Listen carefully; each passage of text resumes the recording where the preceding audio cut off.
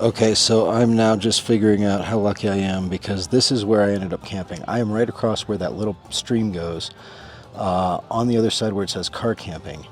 And there's an island directly in front of me that's in the lake. So we're by the lake. There's people camped on the island, and there's a big fire pit over there. So I'm sure there'll be people hanging out over there later this evening, which will be interesting. I'm right next to the family camping zone, so that's what's over there in the trees. So that's Harvest Moon. The yoga beach then is not too far up the way. So there's going to be a big yoga thing, I think tomorrow and Saturday maybe.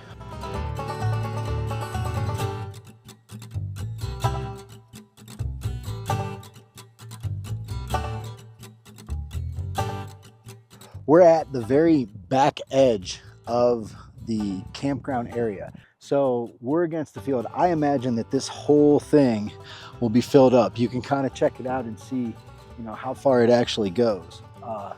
But I imagine this whole field is going to be filled up by not too long tomorrow. This is the early bird crowd, and the campground goes pretty far over that way. There's a line of fence along this. So this is the edge, and I'm sure there'll be people all the way back here. But you've got porta-johns, you can see some houses like right behind here. So yeah, it's a really expansive campground. This Harvest Moon in itself is a fairly big field if you're camping there.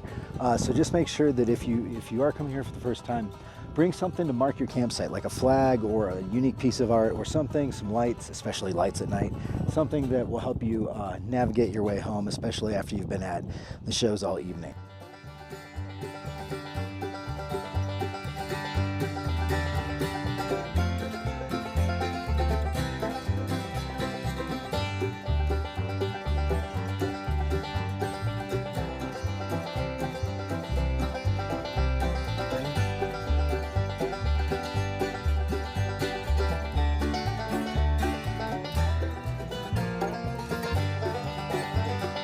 So this is going to be Renewal Center camp, where all your vendors are. It looks like there's plenty of them too. Plenty of craft vendors, tchotchke type things that you get at festivals. Plus then there's also food, and you can get all the essentials, ice, everything like that. Security is right there as well, and I'm assuming that medical is probably there too. So that's always a good thing to know at festivals, is where the medical tent is.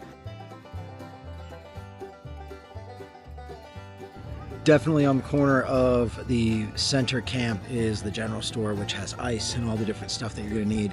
Actually had camp chairs, because I definitely forgot a camp chair, which is a little bit shitty. Bought one here, so that's cool. But I don't know how stocked it's going to be like once the place gets really busy, so that'll be interesting to see. But definitely convenient. They have everything you need. They have ice, as you can see behind me. So stop at the general store.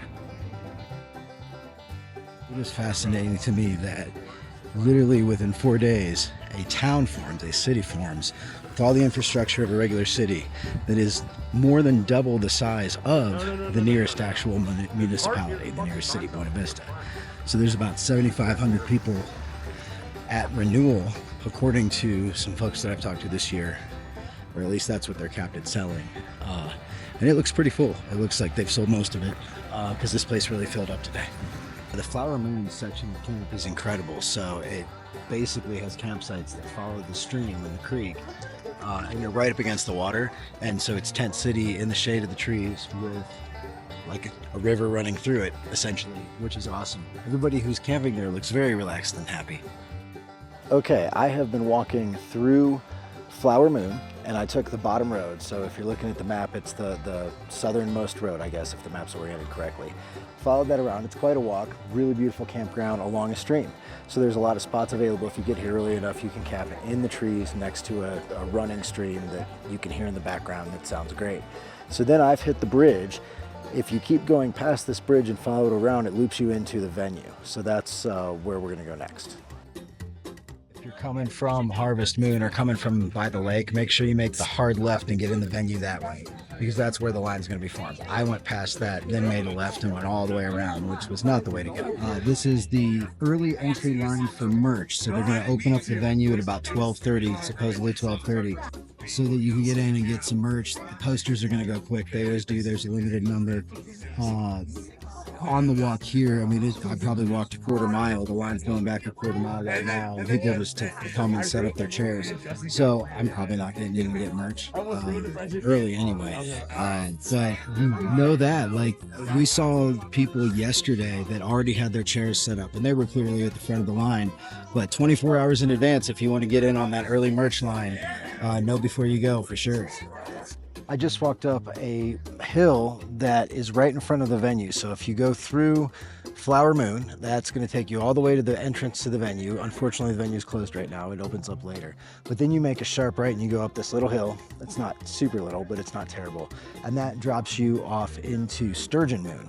So Sturgeon Moon is pretty much just a great big field you can see behind me. But this is where there's going to be a lot of RV camping. The larger RVs, I believe, are up here.